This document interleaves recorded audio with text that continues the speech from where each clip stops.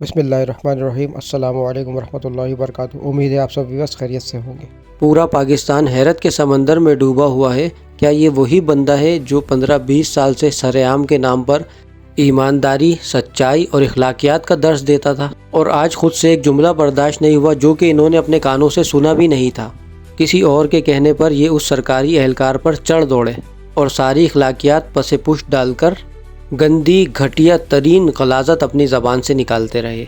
आज की इस वीडियो में मैं आपको बताऊंगा कि इकरारुल हसन एयरपोर्ट पर इतना फ्रस्ट्रेट क्यों दिखाई दे रहे थे, कहाँ का गुस्सा कहाँ निकाला गया, और एयरपोर्ट पर जो वाक़या हुआ असल में वो वाक़या था क्या, और इकरारुल हसन ने उसको क्या रंग देने की कोशिश की, झूठी कस्में खाईं, गलाज़त उगलते रहे, और जब वहाँ भी उनका दिल नहीं भरा तो उन्होंने एक प्रेस कॉन्फ्रेंस कर डाली।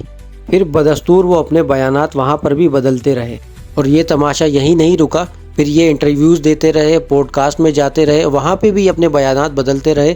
इस वीडियो को एंड तक ज़रूर देखिएगा, मैं सारे हक़ाइक़ आपके सामने रखूँगा। ये मामला शुरू होता है इनके मलेशिया जाने से। ये मलेशिया जाते हैं अपने चंद दोस्तों के साथ और अपनी वाइफ के साथ, और वहाँ एयरपोर्ट पर लैंड करते ही इनको ऐसा लग रहा था कि मैं इमरान खान हूँ और एक ठाटे मारता समंदर मेरा इस्तकबाल करने के लिए पहुँचा हुआ होगा। वहाँ पहुँचने के बाद इनको पता चला कि चंद दोस्तों के अलावा इस्तकबाल के लिए कोई भी नहीं है। वो किसी भी तरह अपनी सियासी पार्टी जो उन्होंने बनाई है उसकी सरगर्मियाँ ख़त्म कर मलेशिया से पाकिस्तान पहुँचे, तो उनको पता चला कि पाकिस्तान वालों को तो पता ही नहीं है कि मैं मलेशिया गया हूँ और मेरी कोई सियासी जमात है, उसकी कोई सियासी सरगर्मियाँ भी हुई हैं वहाँ पे। तो फ्रस्ट्रेशन से इनका बुरा हाल था। तो ये पाकिस्तान पहुँचे, इनको TRP के लिए कुछ चाहिए था, तो मौके को गनीमत जानकर इन्होंने एयरपोर्ट पर जो तमाशा लगाया वो आप सब ने देखा।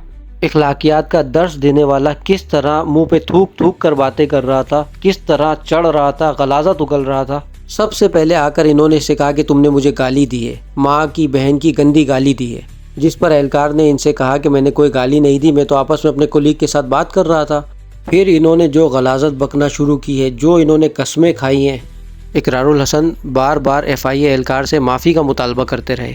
जब FIA एहलकार ने माफ़ी नहीं मांगी तो इकरारुल हसन साहब कहते रहे कि एक बाप की औलाद हो तो वर्दी उतार कर मेरे साथ बात करो, वर्दी उतार कर बाहर खड़े हो, फिर हम तुम्हें जवाब देते हैं। औरतों की इज्जत और इस्मत का भाषण देने वाले को जब लेडीज़ एहलकार समझाने की कोशिश करने लगी तो ये जनाब उनको किसी खातिर में नहीं ला रहे थे। इकरारुल हसन बार बार तज़हीक आमेज़ जुमलों से, तज़हीक आमेज़ रवैयों से FIA एहलकार के साथ लड़ते रहे, और जब यहाँ पर इनका गुस्सा ठंडा नहीं हुआ तो यहाँ से जाने के बाद इन्होंने एक प्रेस कॉन्फ्रेंस की जिसमें इन्होंने झूठ सच सब मिलाकर पेश किया और इतने बयानात बदले कि इंतहा कर दी झूठ बोलने की।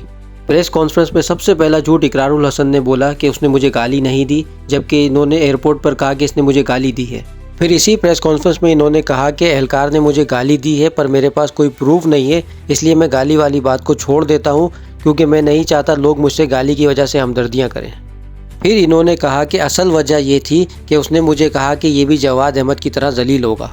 हालांकि इकरारुल हसन ने ये बात अपने कानों से सुनी भी नहीं थी। इनके साथ जो इनके दोस्त अहबाब थे उनमें से किसी ने सुनी और इनको जाके कान में बताया कि ये शख्स ऐसे कह रहा है, और फिर क्या था, इकरारुल हसन साहब पहुंच गए FIA एहलकार से लड़ने के लिए। इकरारुल हसन ने अपनी प्रेस कॉन्फ्रेंस में कहा कि जवाद अहमद इमरान खान से 1000 गुना बेहतर है। जब इकरारुल हसन से सवाल किया गया कि जवाद अहमद इमरान खान से 1000 गुना ज़्यादा बेहतर कैसे हैं, तो उन्होंने फिर पर्सनल अटैक करते हुए इमरान खान की निजी ज़िंदगी के बारे में गलीज़ ज़बान इस्तेमाल की और ये कहा कि जवाद अहमद ने कभी अपनी बेटी को तस्लीम करने से इनकार नहीं किया और 5 बच्चों की मां को गुमराह करके तलाक दिलवाकर इद्दत में निकाह नहीं किया। इकरारुल हसन साहब, सियासत में आकर कोई इतना कैसे गिर सकता है, कैसे इतनी गलाज़त उगल सकता है?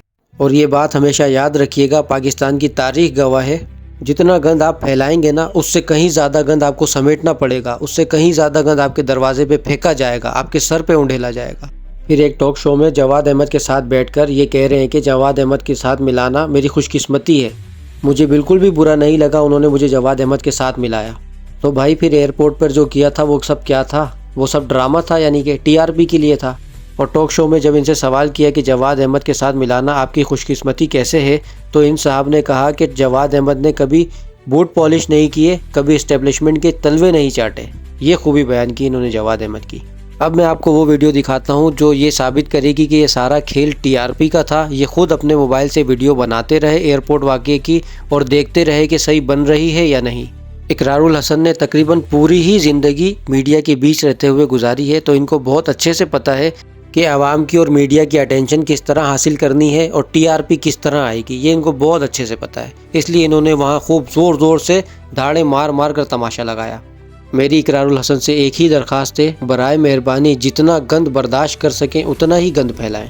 آخر میں یہ ایک چھوٹا سا فنی کلپ ایڈ کر رہا ہوں، ایڈ نہیں کرتا پر حقیقت پر مبنی ہے اس لیے ایڈ کر رہا ہوں۔ اقرار بھائی آپ اتنے بے شرم اور دوغلے کیوں ہیں؟ اگر کوئی بڑا افسر تمہارے ٹیکس کے پیسوں سے جزیرے بنائے اور عیاشیاں کرے تو اس کے سامنے سوال کرنے سے تمہارا پیشاب نکل جاتا ہے، اور ایک عام ملازم جب تمہیں تمہاری حقیقت بتائے اس کے سامنے تم بڑکے مارتے ہو، اور وہ افسر تو یوتھیاپا کر رہا تھا۔ آپ اتنے بے شرم ہو، آپ ہر وقت چوتھیاپا کرتے رہتے ہو۔ یار باندر، بغض عمران مجھ سے زبردستی یہ سب حرکتیں کرواتا ہے، اور ایسے کروں گا تبھی تو مجھے ریاست اپنی گود میں لے گی اور پی ایم بنائے گی۔ آج کی ویڈیو کے لیے اتنا ہی، اپنا اور اپنے آس پاس کے لوگوں کا خیال رکھیے گا۔ ویڈیو کیسی لگی اپنی قیمتی رائے سے کمنٹ سیکشن میں ضرور آگاہ کیجیے گا۔ اللہ حافظ۔